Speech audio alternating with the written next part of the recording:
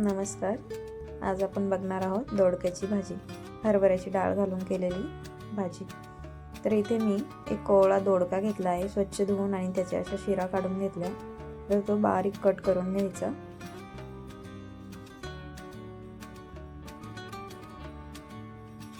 या पद्धतीने पटकन शिजतो.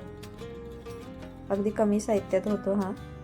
तर इथे मी दोडका, नंतर 1 वाटी भिजवलेली डाळ, शेंगदाण्याचं कूट, लसूण आणि कोथिंबीर. तर आता आपण फोडणी करूया. फोडणीसाठी तेल, मोहरी, जिरे, हिंग, लसूण, नंतर आपण भिजवलेली डाळ टाकायची आणि 1 मिनिट परतून घ्यायची.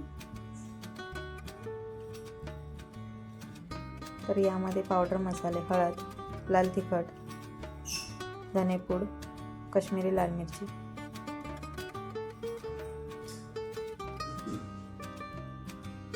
नंतर यामध्ये आपण बारीक कापून घेतलेला दोडका घालायचा आणि 1 ते 2 मिनिटे पाणी न टाकता शिजवून घ्यायचा. नंतर यामध्ये गरम पाणी टाकायचं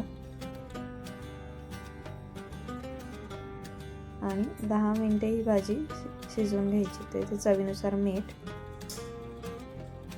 तुम्ही बघू शकता 10 मिनिट झाले, भाजी छान शिजली आहे. मग भाजी शिजल्यानंतर यामध्ये आपल्या आवडीनुसार शेंगदाण्याचा कूट घालायचा. भाजीला थोडा घट्टपणा येतो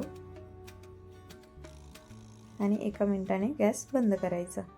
यावर कोथिंबीर घातली, भाजी तयार आहे. तर भाजी अगदी छान झाली आहे. अशा साध्या सरळ रेसिपी बघण्यासाठी चॅनलला सबस्क्राईब करा आणि व्हिडिओ आवडला असेल तर व्हिडिओला लाईक करा.